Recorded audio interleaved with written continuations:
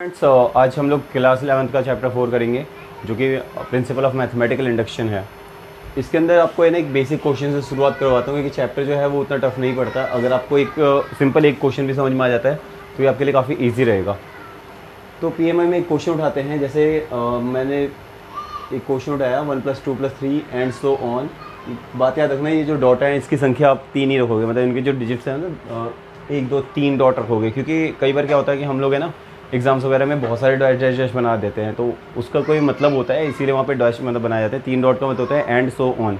तो आप कभी भी कोशिश करना कि 3 ही बनाना। जैसे आप मतलब कोई भी अच्छी बुक देखते हो तो उसमें 3 ही डॉट रहेंगे। तो 1 + 2 + 3 अप टू n, क्योंकि ये देखो बचपन में पढ़ा हुआ फॉर्मूला है, तो ये होता है n+1 अपॉन में 2। अब देखो अगर मुझे फॉर्मूला पता हो तो मैं यहाँ पर से कोई भी भयानक सी वैल्यू निकाल सकता हूँ। जैसे मतलब मान लो 1 + 2 + 3 अप टू में अगर 1000 तक भी है तो आपको ये फॉर्मूला अगर पता होगा तो आप इजीली निकाल सकते हो। बट यहाँ पे हमने करना क्या है कि इसको एप्लीकेशन जो होती है ना उसको देखना है कि मतलब कि क्या ये सही है या नहीं है। तो आपको फॉर्मूले को प्रूव करके दिखाना है कि ये फॉर्मूला है वो बिल्कुल सही है या नहीं है। तो कि देखो क्या करना पड़ता है इसमें, आपको सबसे पहले इस पर्टिकुलर इक्वेशन को, क्योंकि ये एक इक्वेशन है हमारे पास में और in the terms of n है, इसलिए हम इसको लेट सपोज Pn मान लेते हैं। तो Pn मतलब कि ये पॉलिनोमियल टाइप का फंक्शन है हमारे पास में जो कि n का वेरिएबल है और ये हमारे पास में है। अगर इसकी साइड में देखोगे तो ये वाली साइड जो है वो LHS है इक्वल टू से लेफ्ट हैंड साइड में, और लेफ्ट हैंड साइड के अलावा जो इक्वल टू से राइट में है वो राइट हैंड साइड मानी जाएगी। तो आपको क्या करना है, 3 चीज़ें प्रूफ करनी होती हैं। एक n=1 के लिए प्रूफ करना है, एक n=k के लिए प्रूफ करना है और n=k+1 के लिए प्रूफ करना है। अगर ये तीनों कंडीशन सेटिस्फाइड होती हैं तो हमारे पास में आंसर जो होगा बिल्कुल सही होगा। फॉर एग्जाम्पल अब देखो मैं शुरुआत करवाता हूँ आपकी n=1 से। तो n=1 के लिए क्या करना होगा, हमें LHS लेना है। देखो LHS में हमें सिर्फ लास्ट टर्म देखनी है। लास्ट टर्म में क्या है हमारे पास में n, विच मीन्स अगर मैं n की वैल्यू क्या पुट कर दूँगा 1, तो ये हो जाएगा आपका 1। आंसर आ गया। LHS की वैल्यू कितनी 1। RHS में अगर मैं बात करता हूँ तो RHS का मतलब होगा आपके पास में n+1 बाई में 2, विच मीन्स ये हो जाएगा 1 1+1, क्योंकि देखो n की वैल्यू 1 ही पुट करोगे हर जगह। तो 1 × 1+1 मतलब कि देखो 1 + 1 2 हो जाएगा, 2 1 2 होगा, अपॉन में 2 होगा, यानी कट के ये 1 आ गया। तो आप क्या देख रहे हो कि LHS और RHS आपस में बराबर हैं। LHS = RHS। सो हम बोल सकते हैं कि हैंस जो Pn है हमारे पास में मतलब P1 इज़ ट्रू। ठीक है, n की वैल्यू 1 के लिए P1 ट्रू है। और देखो दूसरा वाला केस जो होता है हमारे पास में विच इज़ n=k की बात हो रही है, तो इसको हम लेट करके देखो, इसमें जब भी इस चैप्टर के अंदर कोई भी क्वेश्चन आएगा तो आप इसको लेट करोगे। लेट करने का मतलब आपको कैसे दिखाना है, लेट करो कि Pk इज़ ट्रू। तो Pk इज़ ट्रू का मतलब क्या होगा कि ये जो हमारे पास में वैल्यू होगी Pk 1 + 2 + 3 plus and so on plus का k is equal to k+1 by 2। तो इसको हमने क्या करना है, लेट करना है Pk इज़ ट्रू। तो हमारे पास में पहली कंडीशन हमने प्रूफ करके दिखाई थी, दूसरी वाली कंडीशन हमने लेट करके ट्रू कर दिया है। अब ये दूसरी कंडीशन हमने लेट कर तो रखी है, इसको प्रूफ करके भी दिखाना है हमें, तो वो हमारे पास में थर्ड वाला पार्ट में होगा। अब एक बार एग्जामिनेशन पॉइंट ऑफ व्यू से आपको बताना चाहूँ तो 4 नंबर का क्वेश्चन बनता है। जनरली यहाँ तक जो आप सॉल्व करते हो मतलब n=1 के लिए तो आपको 1 मार्क्स इसमें से मिल जाते हैं। और ये जो लेट करने वाली बात है इसके लिए आपको आधा नंबर मिलता है। 100% होती है, श्योरिटी होती है। बाकी जो बचे हुए आपके पास में नंबर हैं 4 में से 1.5, अगर ये वाले माइनस कर देते हो तो जो बचे हुए नंबर 2.5 आपको मिलते हैं वो आपको मिलते हैं n=k+1 के प्रूफ करने पे। तो n=k+1 का प्रूफ जो होगा वो आपके पास में वो किस तरीके से है। तो आपने यहाँ तक की चीज़ें देख ली हैं वैसे। अब एक बार इसको देख लो फटाफट से, n=k+1 के लिए हमें क्या करना है।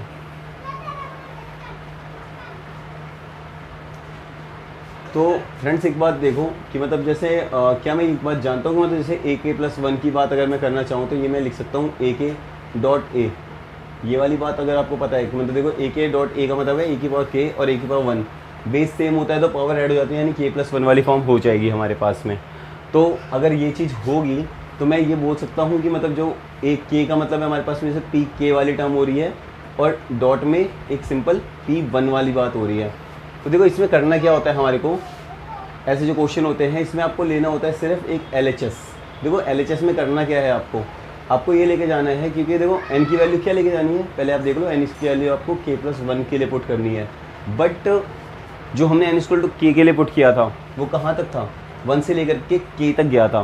तो k के लिए अगर k है तो k+1 के लिए कहाँ तक जाएगी वैल्यूज़, तो हो जाएंगी 1 + 2 + 3 प्लस कहाँ तक k+1 तक जाएगी। अच्छा एक बात बताओ, एक एक बढ़ रहा है अगर, तो k+1 से पिछला क्या होगा, तो वो सिर्फ k होगा। यहाँ तक की बातें आप लोग को शायद समझ में आ रही होंगी LHS की। अब इसके बाद में क्या होता है कि हमने ये जो चीज़ें देखी थी 1 से लेकर के k तक की जो टर्म्स थी हमारे पास में, इसका ये किसके इक्वल टू में था, तो ये जो था ये हमारे पास में इसके इक्वल टू में था। इसकी वैल्यू आप पुट कर दो तो ये हो जाएगी k+1 बाय में 2, और प्लस का ये जो टर्म हम लेके जा रहे हैं एक्स्ट्रा वाली k+1 की, वो लिख दो। अब देखो यहाँ पर से आपको जैसा अच्छा लगता है, मतलब 2 का एलसीएम ले लो या फिर जैसा भी अच्छा लगे। मेरे ख्याल से यहाँ पे बेस्ट ये रहेगा कि आप k+1 को दोनों इक्वेशंस में से कॉमन निकाल दो, so that you get k/2 plus का 1, और यहाँ से आपको मिल जाएगा k+1, और ये वाला ब्रैकेट सॉल्व करके आएगा आपका k+2 बाय में 2। होप सो अगर आपको यहाँ तक समझ में आ रहा है, तो आगे की चीज़ें जो होंगी वो कुछ इस तरीके से होंगी कि आप इसको ये भी लिख सकते हो कि k+1 k+2, और देखो ये मल्टीप्लाई के अंदर वाली फॉर्म में है, तो ये मतलब 2 नीचे आ जाएगा इसके अंदर, तो हम ये इस तरीके से आंसर निकाल के दिखा सकते हैं। अब देखो हमने करना क्या था, ये जो चीज़ हमने निकाली हुई है n = k+1 के लिए पुट करी है, मगर LHS हमने सॉल्व कर दिया। RHS में क्या ये वैल्यू आनी चाहिए या सही है नहीं है, वो चेक करने के लिए हमें क्या करना होगा, RHS देख लो आपके पास में क्या है, n+1/2। ठीक है, मैं लिख देता हूँ n+1/2। अच्छा n की वैल्यू k+1 पुट करी है ना, चलो पुट करके देख लो, n की जगह पे k+1, फिर ये k+1+1 यानी k+2 यानी कि बाय में 2। तो यानी कि ये जो वैल्यू आ रही है यही हमारी LHS भी आ रही है और RHS भी आ रही है। तो यानी कि हमारे पास में क्या हो जाएगा, हेंस Pn जो होगा हमारे पास में इज़ ऑल्सो, मतलब तीसरी वाली कंडीशन जो है वो ऑल्सो ट्रू है। किसके लिए, तो फॉर n = k+1। ये चीज़ अगर आपको समझ में आई है तो क्वेश्चन हमारे पास में यहाँ तक सही हो गया है। बाकी आपको यहाँ तक किसके 1.5 नंबर मिलते हैं, ठीक है ना। और जो बचा हुआ हमारे पास में है मतलब कि 1 नंबर का, तो उसमें आपको लास्ट में एक लाइन लिखनी पड़ती है जो कि बिल्कुल कॉमन सी लाइन है, जो कि आपको इस पूरे चैप्टर में हर एक क्वेश्चन के लास्ट में लिखनी पड़ेगी। उसको आप थोड़ा एक बार लिख लो, मैं इसे डिक्टेट कर देता हूँ। Hence by the principle of mathematical induction the given result is true for all values of, और उसके बाद में ये चीज़ लिखनी है आपको जो कि बहुत इंपॉर्टेंट है, for all values of n का मतलब यहाँ पे इसमें क्या होगा, which belongs to natural number. देखो ये जो n है हमारे पास में, ये किसी भी इंटीजर वाली फॉर्म में हो सकता था, मगर ये जो n है वो हमारे पास में नेचुरल नंबर की फॉर्म में है। तो हमको जितने भी नेचुरल नंबर की कैटेगरी में अगर हमारे पास में आते हैं तो हम उसके लिए देख सकते हैं कि हमारी जो वैल्यू है वो सही है या नहीं है। ओके, तो यहाँ पे आपके पास में आंसर बिल्कुल डन खत्म होता है, और प्रिंसिपल ऑफ मैथमेटिकल इंडक्शन का एक बहुत ही बेसिक कंसेप्ट आपको यहाँ पे समझ में आता है। Okay, thank you.